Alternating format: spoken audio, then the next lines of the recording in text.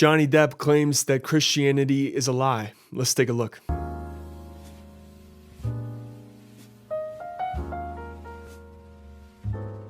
My mom, my dad never really had anything that you could call religion, you know. But I had an uncle who was a preacher, my Uncle Denny. We'd have to go watch him preach on Sunday, and I knew the guy, you know, he was my uncle, so I watched him very closely, and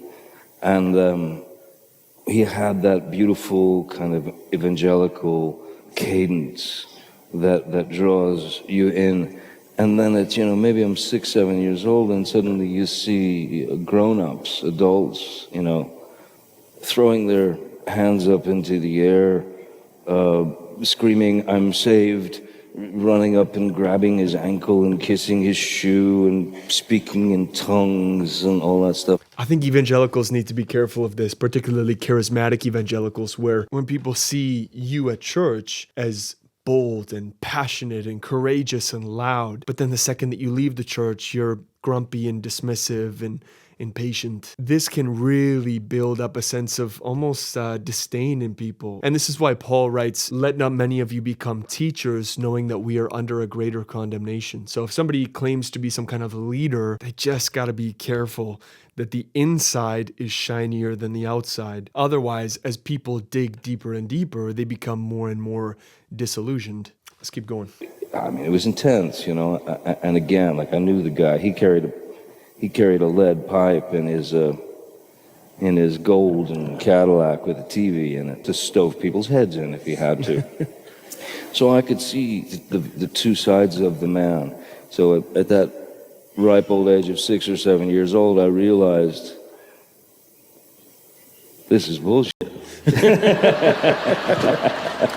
We'll get there, You see, yeah, I think It's a lie. Yeah, you see, we kind of agree on a few things, yeah. That's really, really sad. You can see why in the Gospels Jesus has so much patience, so much kindness, so much gentleness for sinners, for prostitutes, for people caught in adultery. But for false teachers, for somebody who is a hypocrite on stage, for somebody who plays one part as a religious leader and then has a secret double life, he is the most brutal. He says things like, "You're vipers, you're snakes, you're hypocrites. You're like a cup that's washed on the outside, but inside it's disgusting." And that can be really tough for somebody who's new to Christianity, where the closest thing they have to Christ is the Christian.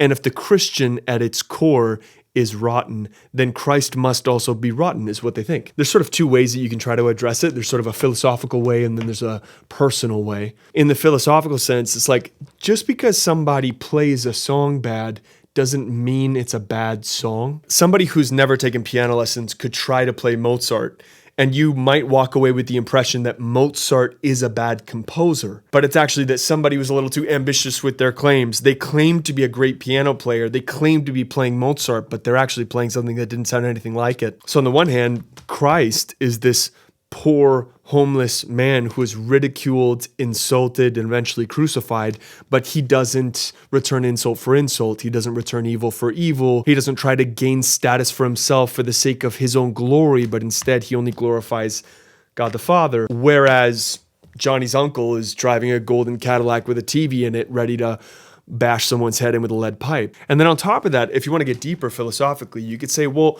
what moral law are you using to judge the bad preacher? Like, the fact that you could point at a crooked line means that in your head, you know what a straight line would look like. The fact that you can look at a bad preacher means that you know what a good preacher would be. But in order for that idea to be objective or binding between two people, it has to be real. And if it's just your subjective opinion, if it just comes from evolution, or if it's just some idea that you have because of the society you grew up in, then how can two people who disagree on what's moral come to any kind of consensus? How can there be any stable reference for what is good? In Christianity, we believe that God is goodness, not that he is good, as if he is bound to some set of rules that float up there in the universe and he follows all the rules. He never murders and he never lies and he never cheats. No, instead, we believe that godliness is goodness. So in Christianity, you have a moral standard. You can actually look at Christ and see a picture of what goodness is. But if you deny that and you say there is no God, ergo there is no objective standard for what is good, then how can you appeal to the bad preacher? How can you claim that he ought to be good when your idea of goodness is different from his? Doesn't that mean that outside of both of you, there is some objective standard for goodness? And then on the personal level, I understand where Johnny's coming from. I mean, I sympathize with what he's saying. There have been many times in my life where I've felt sort of disillusioned with Christianity because of Christians. But just because your waiter trips and spills food and drink all over your shirt, that doesn't mean that the chef in the kitchen made the dish wrong. Your experience of it was bad because of how it was delivered. That information doesn't tell you whether or not somebody had the right recipe. If you met an alien and you tried to describe to him what a hospital is, you could say, well, there's these people called doctors. They've been trained their whole lives in health.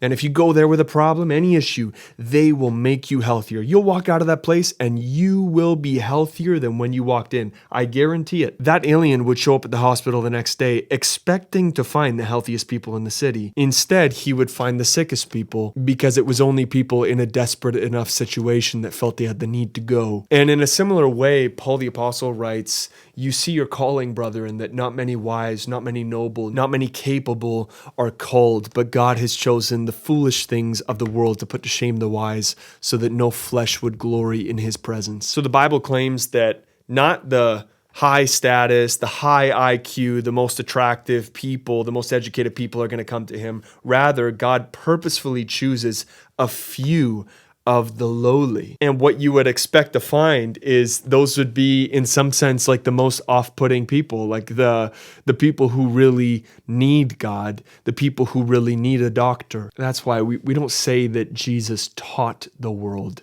or showed the world.